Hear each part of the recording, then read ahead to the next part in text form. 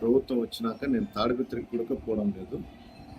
నా సొంత నివాసం ఉన్నా కూడా అధికారులు అక్కడ పోయేదానికి నిరాకరిస్తా. ముఖ్యంగా లోపల్లో ఉన్నటువంటి జేసీ ప్రభాకర్ రెడ్డి, నేను ఎప్పుడు తాడిపత్రికి పోవాలనేది అతనికి తెలిసిన, పోలీస్ అధికారులకు తెలిసిన, అతనికి ఇంటిమేషన్ ఇస్తా. ఆ ఇంటిమేషన్తో అతను కొంతమందిని ప్రోగు చేసి వాళ్ళతో ఏదో గలాట చేస్తామని ఒక మెసేజ్ డిపార్ట్మెంట్కి పంపించి డిపార్ట్మెంటు ఏదో జరుగుతుంది అనే దాని కింద నన్ను నిలబెట్టడం జరుగుతుంది, అవసరం చేయడం జరుగుతుంది. నేను ఇవన్నీ చూసి కూడా నేను హైకోర్టు పోయి పర్మిషన్ తెచ్చినా కూడా జిల్లా అధికారులు దీనిపైన ఎలాంటి యాక్షన్ తీసుకోకుండా కనీసం నన్ను పంపించేదానికి కూడా ప్రయత్నం కూడా చేయకోకుండా ఉండాలి. ఏమని అడిగితే ఏదో కాదు చెప్తాను. ఇప్పుడు కూడా నాకు కాదు చెప్పేది ఏమంటే, వైజాగ్ ప్రధానమంత్రి వస్తున్నారు, ఆయనకు సెక్యూరిటీ పంపిల్ల, ఇక్కడ నుండి బందోబస్తు పంపిల్ల, అందువల్ల నేను ప్రొవైడ్ చేయలేకుండా అది పోయిన తర్వాత నేను చూస్తా అని చెప్తాను. ఈ విధంగా నాకు 7-8 సార్లు పెట్టాడు. అట్లా నాకైతే వీళ్ళు పంపిస్తారు అనే నమ్మకం అయితే లేదు. ప్రభాకర్ రెడ్డి ఏది చెప్తే దాంట్లోనే నడుచుకుంటారు అధికారులు. ఇది ప్రజాస్వామ్యమా? పోలీస్ అధికారులు అయితే అందరికీ నీతులు చెప్తుంటారు, వాళ్ళకి దీని గురించి తెలుదా? ప్రజాస్వామ్య విలువలు దీని గురించి తెలుదా? వాళ్ళు ఇప్పుడు కొత్తగా ఏం చేస్తున్నారంటే, ఒక 20 రోజుల నుండి ప్రతి ఒక్కరిని స్టేషన్కి పిలిచేది, మీరు గ్రామంలో ఉండాకండి, మీరు గ్రామాలలో ఉన్నా, ఎక్కడన్నా టౌన్లో ఉన్నా, బజార్లలో తిరిగితే వైఎస్ఆర్సీపీ కార్యకర్తలు వాళ్ళు కొడతారు, అందువల్ల మీరు ఊరు ఇడిచిపెట్టి పోండి అని చెప్పడం జరుగుతుంది. అంటే ప్రభాకర్ రెడ్డి ఏది చేయాలనుకుంటే అది పోలీస్ అధికారుల గుండానే జరుగుతుంది.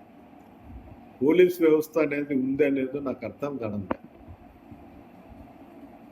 ఇంత దారుణంగా తయారైన ప్రభాకర్ రెడ్డి ఏం చెప్తాడంటే, అప్పుడప్పుడు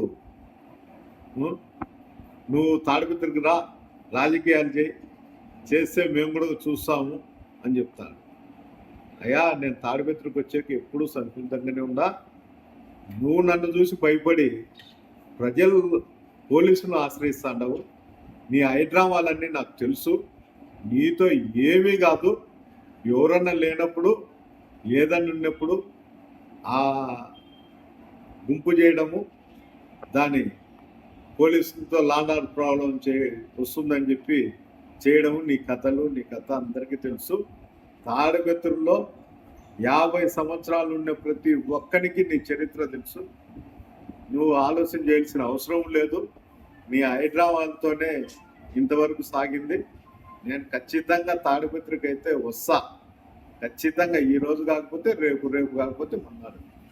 నువ్వేం కలలు కనాల్సిన అవసరం లేదు, దాంట్లో ఇబ్బంది పడాల్సిన అవసరం లేదు. నీ అతి తెలివితేటలు, నీ దగ్గర ఉన్నటువంటి అనుచరులతో ఏదో ఒకటి వాయిస్ ఇప్పించడము, నీచంగా మాట్లాడడము, రెచ్చగొట్టడము, ఇవన్నీ చేస్తాండవు. నువ్వు రెచ్చగొడితే నేను ఏదన్నా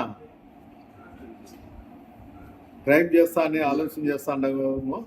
నేను అలాంటి ఆలోచన కానీ అలాంటి క్రైమ్ జోలికి కానీ పోయే పరిస్థితి లేదు. ఏమి చేసినా నువ్వు అమాయకుల జోలికి పోకోకుండా ఇంకోరి ఇళ్ళ మీదకి పోయి దాడి చేయకోకుండా ఉంటే మంచిది.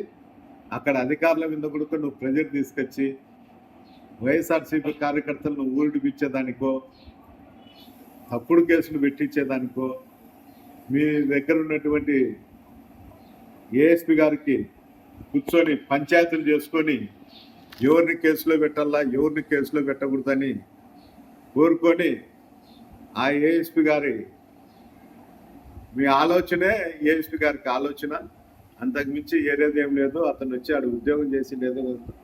ఒక ఐపీఎస్ అధికారి టీఎస్పీకి వచ్చినాడంటే తాడిపత్రి ప్రజలంతా సంతోషించినారు. ఇక్కడ లాడ కాపాడగలుగుతాడు కాపాడుతాడనేది. ఈరోజు ఆ పరిస్థితి లేదు. విచ్చలు విడిగా గంజాయి మటక గ్యాంబ్లింగ్ ఉంది. దీనికంతా ప్రభాకర్ రెడ్డి అనుచరులే ఇవన్నీ చేస్తారు. ఆ లబ్ధి చెందుతారు కాబట్టి వాళ్ళ ఇంటి చుట్టూ కూడా ఒక సైన్యాన్ని పెట్టుకొని ఆ సైన్యాన్ని పెట్టుకొని నువ్వు ఈ బుద్ధు అరాచకాలు చేస్తావు. నీ సైన్యము నువ్వు ఎవరు ఏమి చేయలేరు. ఆ పరిస్థితి వచ్చినప్పుడు ఆ దేవుడు కూడా ఎవరిని కాపాడలేడు. నువ్వు కూడా జాగ్రత్తగా నువ్వు భవిష్యత్తు ఆలోచన చేసుకో. ఈ రోజు ఉండే భవిష్యత్తు రేపు ఉండదు. నువ్వు ఆలోచన బుద్ధి నువ్వేందో నాకు 74 ఏళ్ళు ఉన్నాయి, నేను ఏది చెప్తే అది జరుగుతుందని. నీకు 74 ఏళ్ళు ఉన్నాయి, నీ వయసు పోయింది, మతి భ్రమించింది. దయచేసి ఆలోచన చేసుకొని నువ్వు పరిపాలన చేయి. నీ మున్సిపాలిటీలో డ్రైనేజ్ పొర్లుతున్నాయి, కొలాయిలలో కల్తీ వాటర్ వస్తున్నాయి, ఇబ్బందిగా ఉంది. పెన్నా నది ఒక మున్సిపాలిటీ డ్రైనేజ్ మాత్రం తయారైంది.